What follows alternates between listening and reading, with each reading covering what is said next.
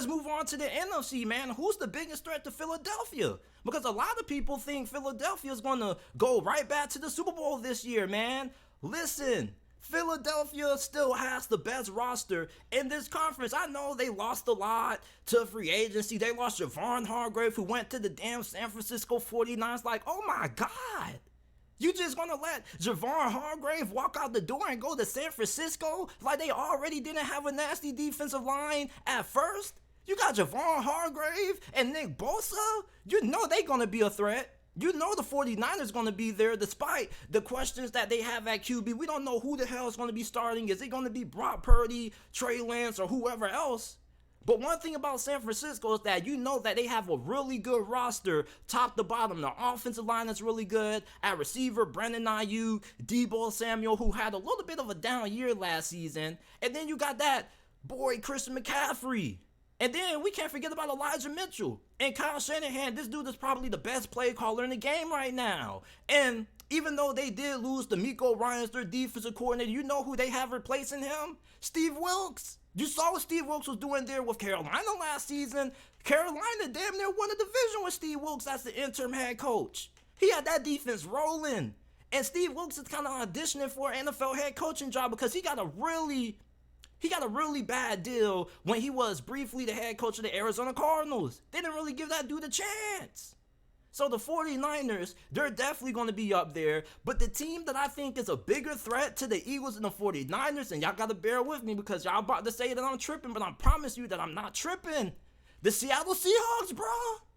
The Seattle Seahawks, I've been talking about these boys for the last couple of weeks. They got a squad. Geno Smith, y'all wrote him off. He didn't write back. He was playing at the MVP level last year. These boys had the two best rookie offensive tackles in the league. It's funny how when they trade Russell Wilson, they finally get good offensive line play. They had Abraham Lucas and Charles Cross. Those were the two best rookie offensive tackles in the NFL. And although they did kind of struggle during the second half of last season, for the most part, they had really outstanding rookie seasons.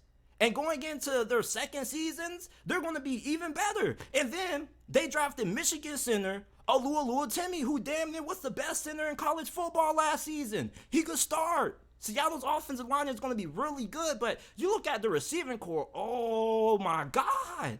They already had DK Metcalf and Tyler Lockett. Now you add Jackson Smith and the Jigba in the slot? But that boy is a technician for real. Who's going to be stopping Seattle's offense this year? You got Kenneth Walker, who didn't even start until, week 5 of last year? And you drafted Zach Charbonnet? This offense is loaded. I think that Seattle has a more talented offense than the San Francisco 49ers. And y'all may think I'm tripping, but I promise you I'm not tripping.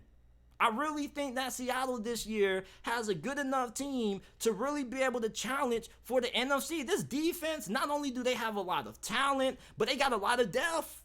They got pass rushers galore. I mean, we know about Darrell Taylor, Uchenna Nwosu. Both of those guys had 9.5 sacks each last season, but they also have Boye Mafe. They have plenty of talent and depth when it comes to the defensive line and the ability to get pressure on the quarterback. At linebacker, Jordan Brooks, they brought back B-Wax, who never should have left in the first place. It was really disrespectful and dishonorable for Seattle to do one of the greatest linebackers in the past decade like that.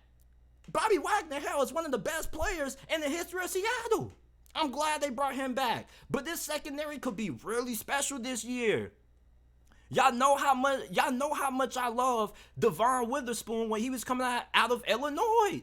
I was talking about Devon Witherspoon way before we got to the month of January, bro. I thought that I was going to be one of the only people in the draft community that actually know that Devon Witherspoon was going to be a beast. But everybody else started catching on to him, and it kind of irritated me a little bit. But they drafted him really high, and you're going to be pairing him up with Tariq Woolen, who a lot of Seahawks fans would tell you that Tariq Woolen is better than Sauce Gardner. Now, I think you're tripping if you believe that. I still think Sauce Gardner is that dude, but I do think Tariq Woolen is really good. Shoot, and then you got Kobe Bryant. Kobe Bryant, he was a little bit inconsistent last year, but shoot, you look at that secondary, it's going to be really nice.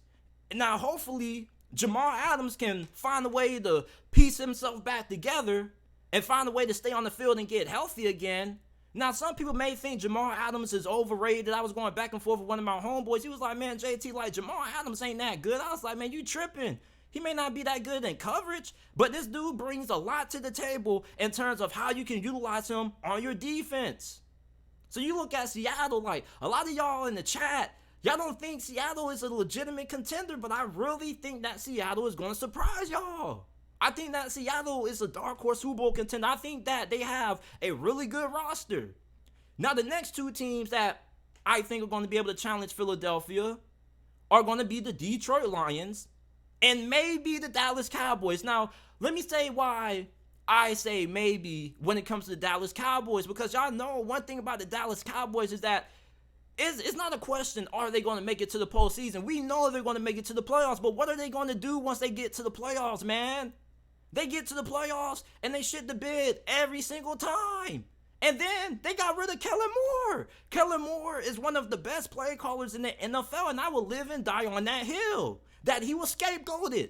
Dak Prescott was acting like this dude couldn't read defenses to save his life. You saw what he did against the San Francisco 49ers, man. He sold the game. He sold the game. I know you may be upset with me, Phil Mizar, but I'm trying to tell you, bruh. You know Dak Prescott isn't all that reliable when you get to the postseason.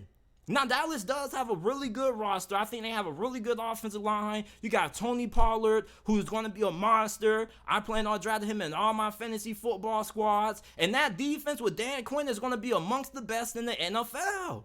Dan Quinn, this dude has been coaching his tail off the last couple of years, man. That defense that they assembling in Dallas is looking damn scary. And if Dallas is going to be able to challenge Philadelphia, I think the large reason for that is going to be because of that defense. But offensively, though, you were able to give Dak Prescott some more weapons. Michael Gallup last season was still trying to get back to full health from that injury that he suffered the year before. His play just went automatically down.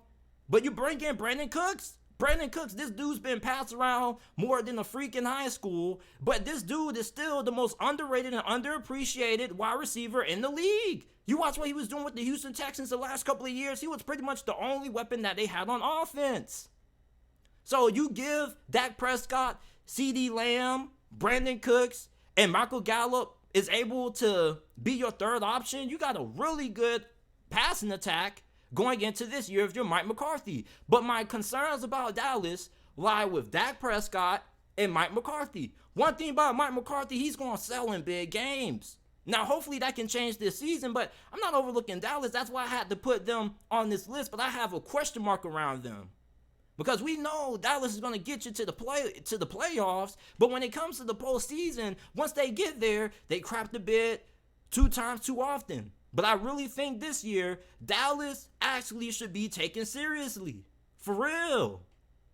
And the Detroit Lions, man. Now, the Detroit Lions, it's really weird talking about the Detroit Lions having the opportunity to win the NFC. These boys been bad for how many decades? And now we're talking about them having a shot at being able to compete with the Philadelphia Eagles, people?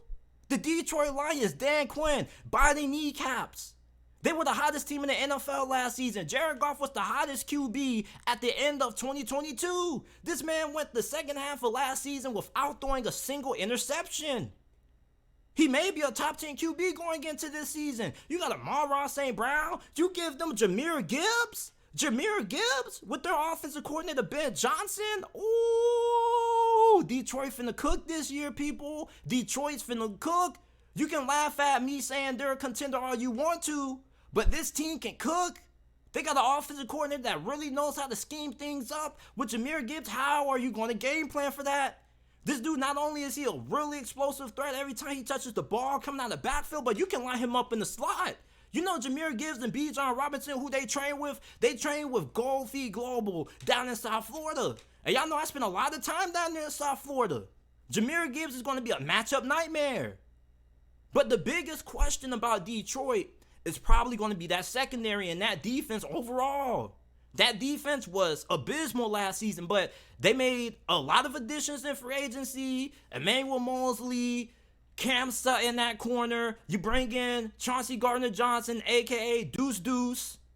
The Detroit Lions, man, these boys are a legitimate threat.